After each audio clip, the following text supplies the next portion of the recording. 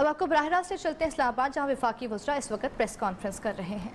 اس کے بعد اور کابینہ جو ہے وہ فیصلہ کرے گی کہ اس کے بعد ان کا کیا عمل درآمد کرنا ہے۔ اس کمیٹی کے اندر شامل تھے جناب شفقت محمود صاحب، شیرین مزاری، اعظم سواتی، اور میں اس کمیٹی کا حصہ تھا۔ ہم نے اپنا کام کرنے کے بعد اپنی سفارشات جو ہیں وہ مرتب کر کے دے دی تھیں۔ پھر اس کے اندر وزیر اعظم نے احکامات دیے تھے کہ مزید کچھ انفارمیشن معلومات کے لیے، اور وہ جو معلومات تھی اس معلومات کے اکٹھے ہونے کے بعد اب فائنل جو ہے وہ گو ہیڈ دے دیا گیا ہے کہ اب میڈیا کے ساتھ بھی شیئر کر لیں، اور اس کے بعد یہ کابینہ کے سامنے بھی رکھ دی جائیں گی کہ جو حتمی سفارشات ہیں۔ اس کے اندر ہم نے 3 مختلف حصوں کے اندر ان کو ترتیب دیا ہے، ان سفارشات کو۔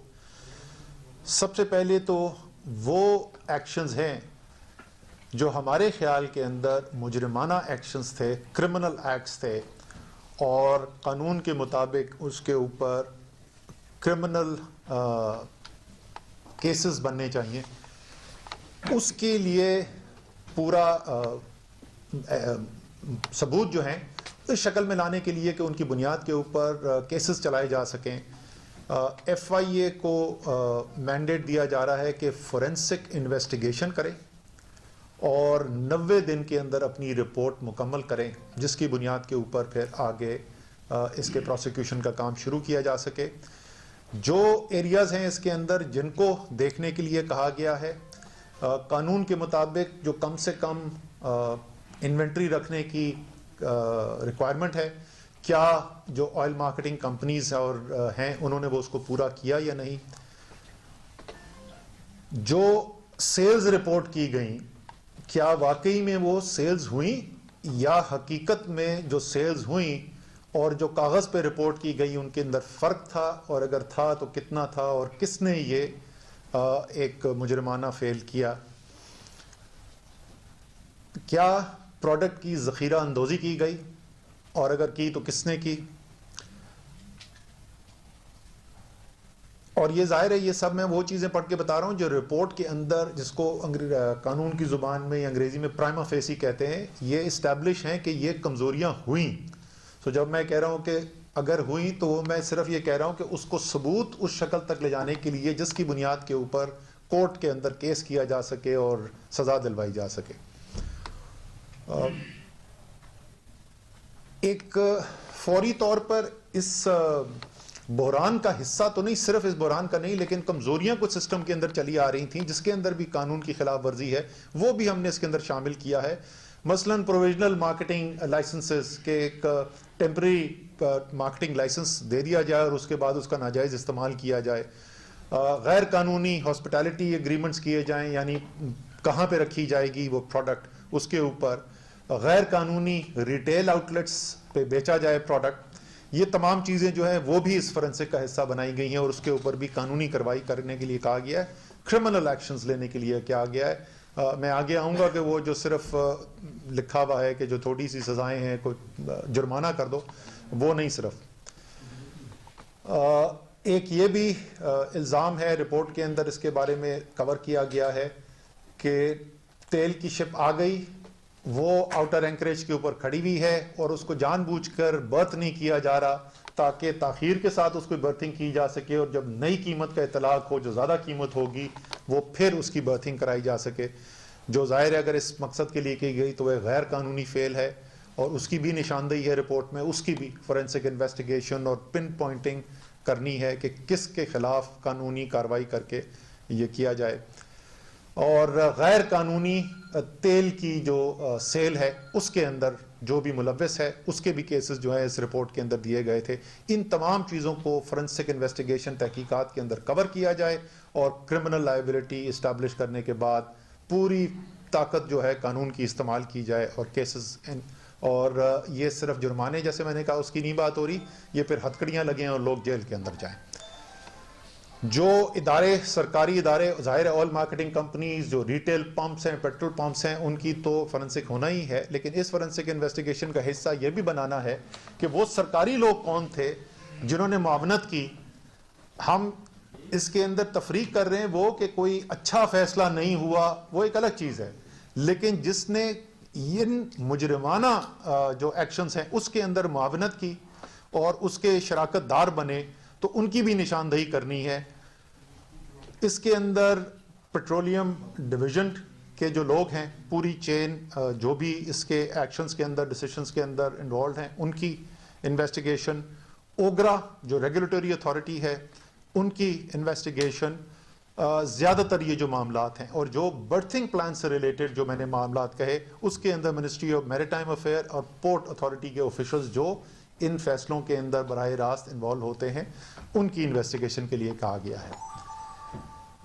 اس 90 دن کا پیریڈ جس کے اندر یہ فورینسک انویسٹیگیشن ایف آئی اے نے مکمل کرنی ہے، اس پیریڈ کے اندر وزیر اعظم نے special assistant to the prime minister petroleum کے جو ہیں ندیم بابر صاحب، ان کو ہدایت دی ہے کہ وہ اپنے قلمدان سے اسٹیپ ڈاؤن کر جائیں، اور اسی طریقے سے سیکٹری پیٹرولیم جو ہیں ان کو رپورٹ ٹو اسٹیبلشمنٹ کا آرڈر دیا جائے گا جیسے ہی ان کی ریپلیسمنٹ کا فیصلہ ہو جاتا ہے، لیکن اس فورینسک انویسٹیگیشن کے شروع ہونے سے پہلے۔ اور مطلب کہ اس کو اسٹیپ ڈاؤن کا کہہ دیا گیا، آرڈر جی مجھے مکمل تو کرنے دیں میں۔ ہاں ٹکٹ غلط نہ چلا دینا کہ کیا نہیں۔ اچھا، ہم یہ بات بالکل واضح طور پہ میں یہ کہنا چاہتا ہوں، اس کا مطلب یہ نہیں کہ کوئی غیر قانونی اقدام جو ہے وہ نظر آیا ہے ہمیں یا special assistant to the prime minister سے متعلق یا سیکٹری پیٹرولیم سے متعلق، لیکن پرائم منسٹر نے یہ فیصلہ کیا ہے کیونکہ پوری چین کی انویسٹیگیشن ہونی ہے، اربوں روپے کا قوم کو عوام کو نقصان کی تحقیقات ہیں، اس لیے اس بات کو یقینی بنانے کے لیے کہ کوئی شائبہ بھی نہ ہو کہ اس پہ کوئی اثر انداز ہوگا جو ان فیصلوں کے اندر شامل ہو سکتا ہے اس چین کے اندر، اس لیے یہ دونوں حضرات کو کے لیے یہ ایکشنز دیے گئے ہیں۔ دوسری چیز جو ہے وہ انتظامی کارروائی ہے، یہ تو کرمنل ایکٹس ہیں۔ باقی جیسے ہم نے کہا اس کے رپورٹ کے اندر نشاندہی کی گئی ہے آپریشنل فیصلوں کے اندر کمزوری، جو انتظامی پوزیشنز کے اندر لوگ بیٹھے ہوئے ہیں ان کے بارے میں کچھ کے بارے میں کہا گیا کہ ان کا بیک گراؤنڈ ایسا نہیں ہے یا ان کے پاس وہ قابلیت صلاحیت نہیں ہے کہ ان عہدوں پر ان کو بیٹھنا چاہیے، وہ تمام انتظامی فیصلے جو ہیں وہ پیٹرولیم ڈویژن کو کہا گیا ہے کہ اس کو دیکھیں اور جلد از جلد ان فیصلوں کو کر کے بھی پرائم منسٹر کو رپورٹ کریں۔ تیسرا اور آخری اس کا پہلو جو ہے وہ یہ ہے کہ جو قانون ہے جس کے تحت یہ سارا نظام پیٹرولیم کا چلتا ہے، اس کے اندر دو کلیدی جو ہیں وہ پلیئرز ہیں، ایک تو پیٹرولیم ڈویژن ہے جس کے پاس ایگزیکٹو برانچ کو جو ریپرزینٹ کرتا ہے، اور دوسرا اوگرا ہے جو ریگولیٹر ہے۔ اور جو قانون سازی کی گئی ہے اس کے اندر ایک ابہام پیدا ہوا ہے کہ جو مختلف ایکشنز ہیں اس کے اندر اوگرا کی، ریگولیٹر کی کیا ذمہ داری ہے اور پیٹرولیم ڈویژن کی کیا ذمہ داری ہے۔ اس ابہام کو ختم کرنے کے لیے ایک قانون بنایا جائے گا اور جو بھی امینڈمنٹس ریکوائرڈ ہیں تاکہ کوئی ابہام نہ رہے، بالکل واضح ہو کہ کس کے پاس یہ اختیار ہے اور کس کی ذمہ داری ہے۔ کیونکہ جب یہ انویسٹیگیشن ہوئی تو اس میں ایک پہلو یہ بھی آیا اور ہم نے وہ کیبنٹ کمیٹیز کے اندر بھی دیکھا کہ اوگرا کہتا تھا کہ یہ کام جو ہے یہ تو پیٹرولیم ڈویژن کا کرنے والا ہے، پیٹرولیم ڈویژن کہتا تھا اوگرا کے کرنے والا ہے، اور دونوں جو ہے وہ مختلف قانون کی شک کوٹ کر رہے تھے۔ اس ابہام کو ختم کرنے کی بھی ضرورت ہے تاکہ آئندہ اس قسم کی کوئی کنفیوژن نہ ہو۔ اور اسی طریقے سے جیسے پہلے میں نے کہا کہ یہ ہمیں دیکھا گیا ہے کہ بہت سارے جو ایسے ایکشنز ہیں جس سے بہت بڑا نقصان ہو سکتا ہے معیشت کو، عوام کو، ان کی جو سزائیں ہیں وہ بہت ہی کمزور ہیں۔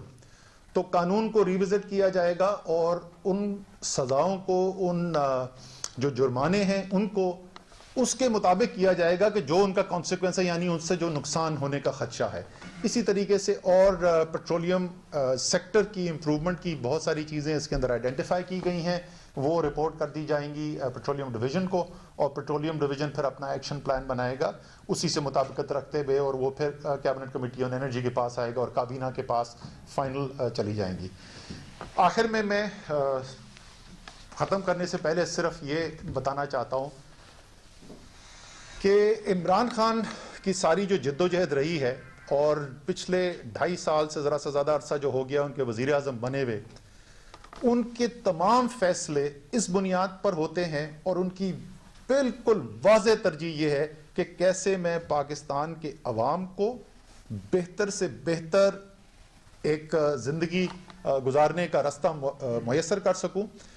اور جہاں بہت سارے چیلنجز ہیں یہ کرنے کے لیے، اس میں سے ایک یہ بھی ہے کہ بڑے بڑے پاکستان کے اندر کارٹل بنے ہوئے ہیں، بڑے بڑے مافیا بنے ہوئے ہیں مختلف سیکٹرز کے اندر، جو کئی سالوں سے نہیں بلکہ کئی دہائیوں سے مضبوط تر ہوتے گئے ہیں، کیونکہ جو صاحب اقتدار تھے وہ ان کے سرپرست تھے، ان مافیاز اور ان کارٹلز کے.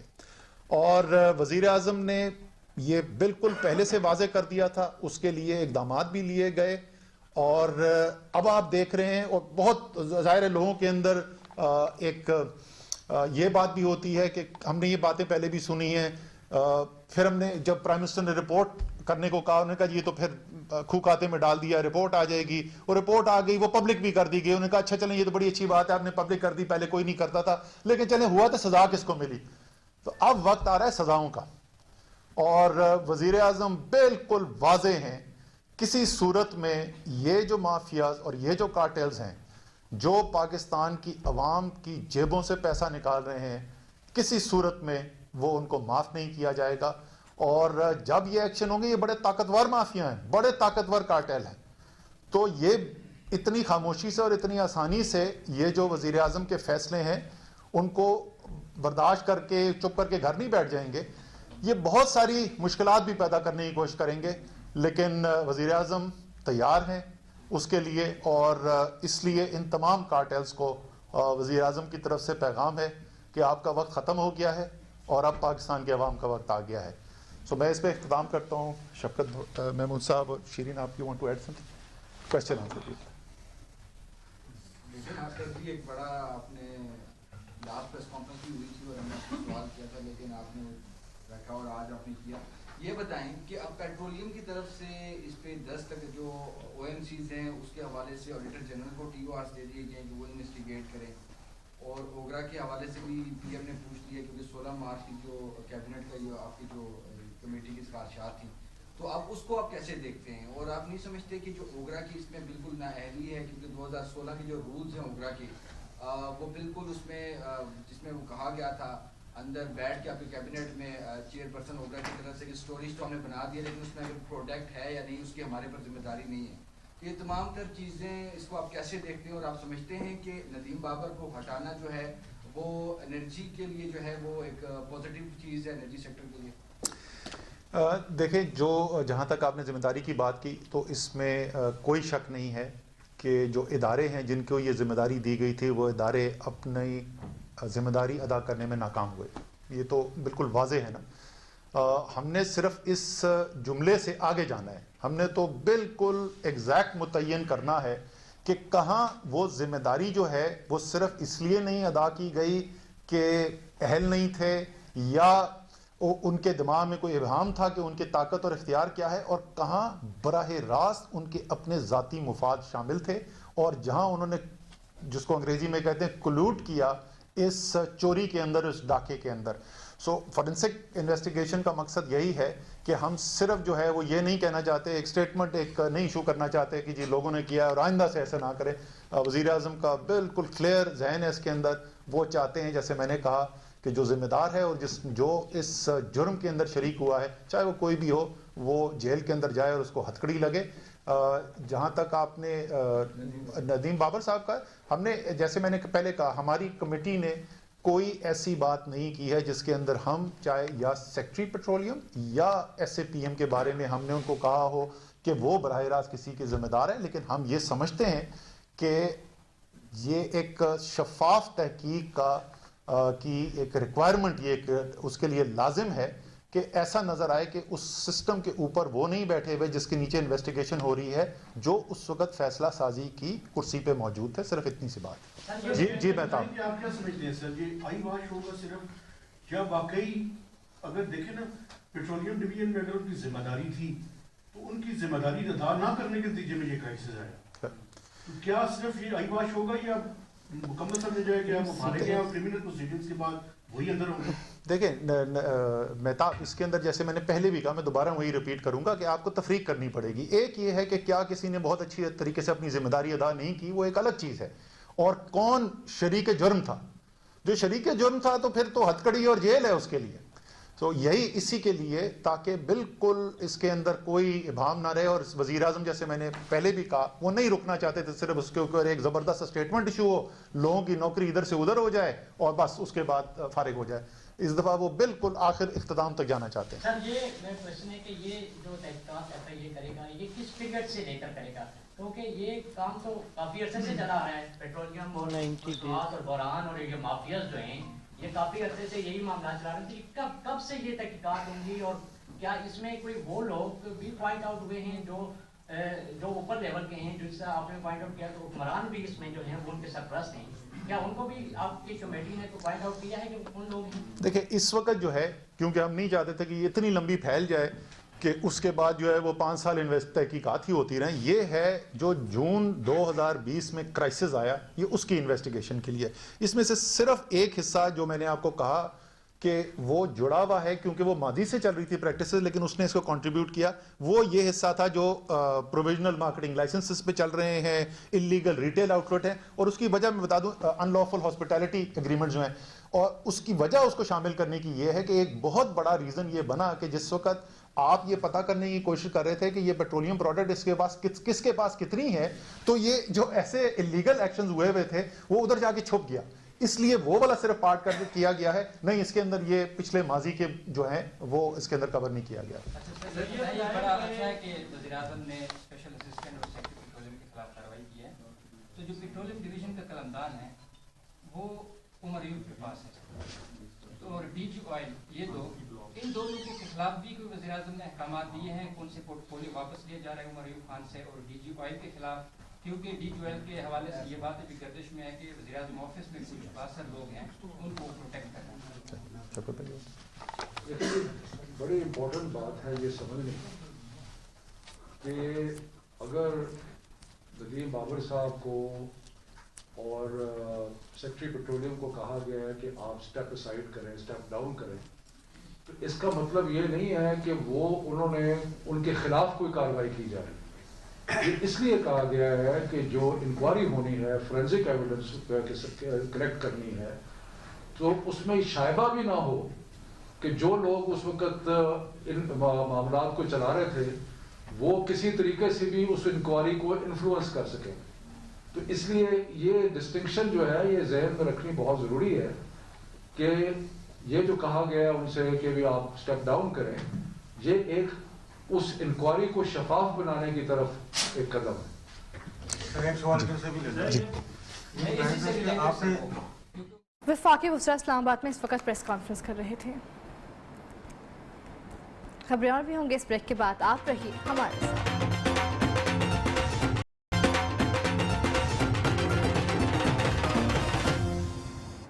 सुबह पंजाब में कब्जा माफिया के खिलाफ क्रैकडाउन, 24 घंटे में 682 एकड़ अराजी वागुजार करा ली गई।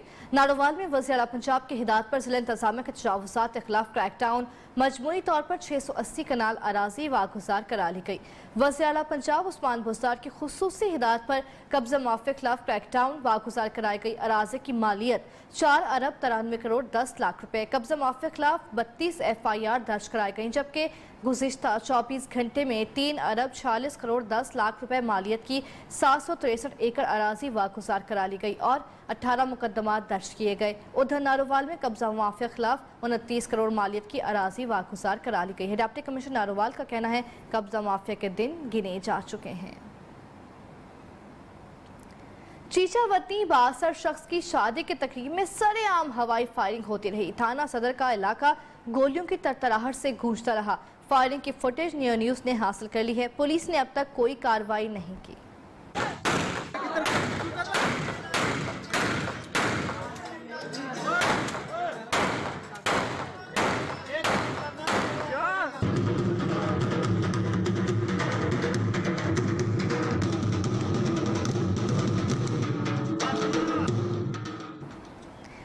गिलगित बल्तिस्तान के जिला दयामिर में भेड़ों की ऊन से बनाई जाने वाली रिवायती शॉल आज भी खासी मकबूल है।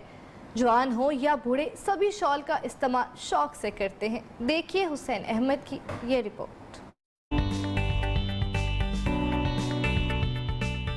सकाफत और रवायात कौमों की पहचान होती है। गिलगित बल्तिस्तान का जिला दयामिर भेड़ों की ऊन से तैयार की गई रिवायती शालों के लिए मशहूर है। इन शालों की मकबूलियत मकामी सतह पर तो है ही, लेकिन उन्हें पाकिस्तान भर में पसंद किया जाता है। भेड़ों की ऊन से रंगारंग शॉलें मकामी सतह पर तैयार की जाती हैं। जवान हो या बूढ़े सभी ये शॉल शौक से इस्तेमाल करते हैं। शादियों और दीगर तकरीबात में दोस्तों और मुअज़्ज़िज़ीन को तोहफ़ के तौर पर भी पेश की जाती है। खास तौर पर हमारा बुजुर्ग लोग ये खुशी से पहनते हैं, सर्दी में भी पहनते हैं। ज़्यादातर वो शादी में ज़्यादा खरीद व फरोख्त होते हैं। शादी के लिए ये गिफ्ट देते हैं, कोई मेहमान के लिए गिफ्ट देते हैं। ये हमारे रवायती शाल है, ये प्योर ऊन से बना रहे हैं। हमारे देमर का बहुत पसंद करके इसको इस्तेमाल करते हैं। हमारा इलाके में ये शाल बहुत मशहूर है। हमारे इलाके के कल्चर की बहुत मशहूर शाल है। इस शाल को लोग बहुत पसंद करते हैं। सर्दियों में ये शॉल जिस्म को गर्मी फराहम करती है। ये शॉलें आज भी रिवायती तरीकों से ही तैयार की जाती हैं। मौसम बहार की आमद है। रंग बिरंगे फूल खिलने लगे हैं। खूबसूरत फूल और फलदार पौधे इंसान की जिंदगी में रंग भरने को बेकरार दिखाई देने लगे हैं। देखिए नौशहरा दरका से मियां उमर महमूद की ये रिपोर्ट।